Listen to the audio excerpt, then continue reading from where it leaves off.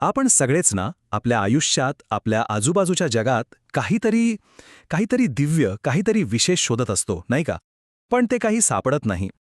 आणि इथेच भगवद्गीतेचा 10वा अध्याय आपल्याला मदत करतो.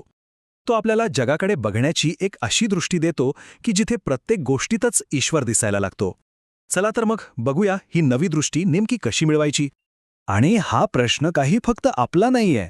हा तोच प्रश्न आहे जो आपल्या सगळ्यांना कधी ना कधी पडतोच, की अरे एवढ्या मोठ्या जगात इतक्या चांगल्या वाईट घटनांमध्ये त्या एकाच शक्तीला, त्या परमतत्वाला ओळखायचं तरी कसं. आणि गंमत म्हणजे अर्जुन सुद्धा अगदी ह्याच गोंधळात अडकला होता.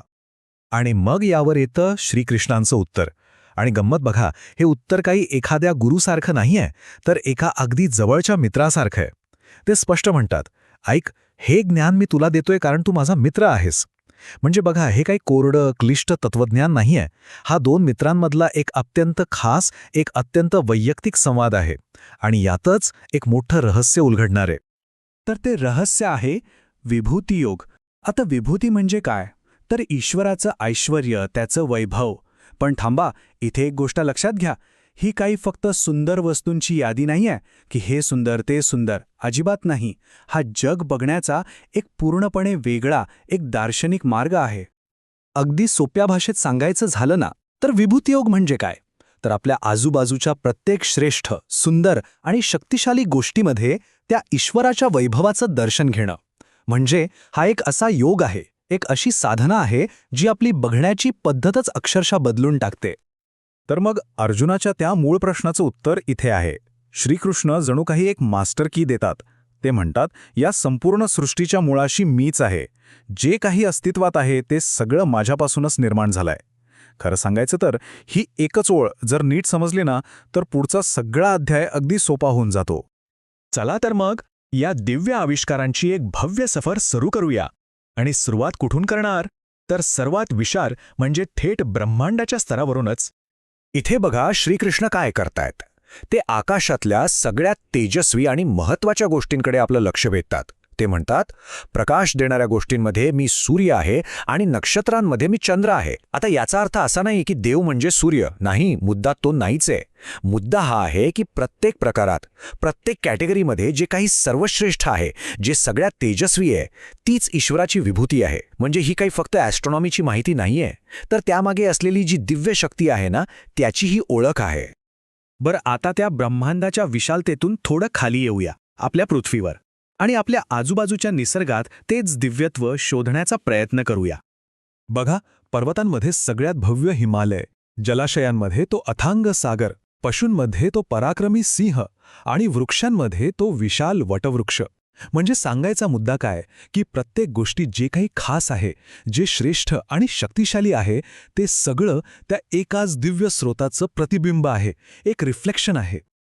पण एक मिनिट, ईश्वर फक्त बाहेरच्या जगात निसर्गातच आहे का? अजिबात नाही.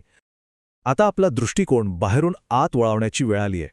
कारण आपली मानवी क्षमता, आपलं ज्ञान, आपली चेतना, हे सुद्धा त्या दिव्य आविष्काराचं एक खूप महत्त्वाचं क्षेत्र आहे. आणि यातून एक गोष्ट अगदी स्वच्छ होते. ती म्हणजे ईश्वर केवळ बाहेर नाही, तर तो आपल्या आतमध्ये सुद्धा आहे. विचार करा, सर्व इंद्रियांना चालवणारं आपलं मन, पांडवांमध्ये सर्वश्रेष्ठ असलेला अर्जुन आणि सगळ्या विज्ञानांमध्ये श्रेष्ठ असलेलं आत्मविज्ञान, हे सगळं काय आहे? हे सगळं त्या दिव्यत्वाचेच तर अंश आहेत. ठीक आहे, आतापर्यंत आपण अनेक विभूती बघितल्या, ब्रह्मांडापासून ते मानवापर्यंत. पण आता ह्या अध्यायाचं जे सार आहे, त्याची जी परमोच्च शिकवण आहे, ती समोर येणार आहे. आणि ही एक अशी कल्पना आहे जी आपला संपूर्ण दृष्टिकोन अक्षरशः बदलून टाकेल. आणि मग येतो तो श्लोक जो सगळा खेळच बदलून टाकतो.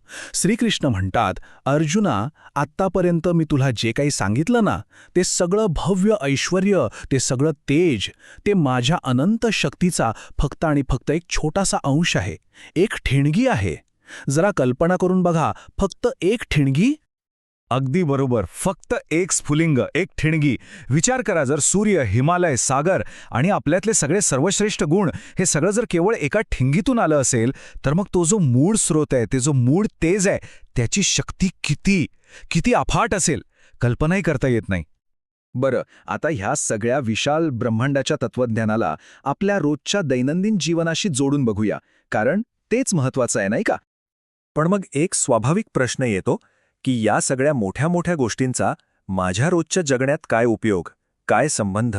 आणि हा प्रश्न खूप खूप महत्वाचा आहे, कारण गीता हा फक्त वाचून बाजूला ठेवायचा ग्रंथ नाहीये, तर ते जीवन कसं जगायचं हे शिकवणारे एक प्रॅक्टिकल गाईड आहे. तर मग हा सराव कसा करायचा?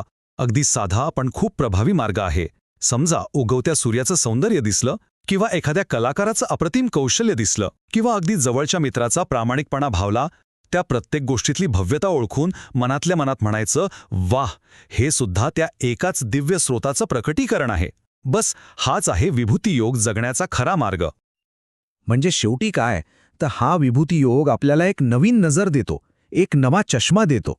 आणि ह्या दृष्टीने बघायला लागलं ना, की हे संपूर्ण जग एका भव्य कला दालनासारखं दिसू लागतं. आणि या गॅलरीमधली प्रत्येक वस्तू, प्रत्येक जीव, त्या एकाच महान कलाकाराची, त्या ईश्वराची एक अप्रतिम निर्मिती आहे. तर हे ज्ञान म्हणजे त्या कलेला खऱ्या अर्थाने पाहण्याचा, अनुभवण्याचं एक आमंत्रण आहे. आता ते स्वीकारायचं की नाही, हे अर्थातच आपल्या प्रत्येकावर आहे.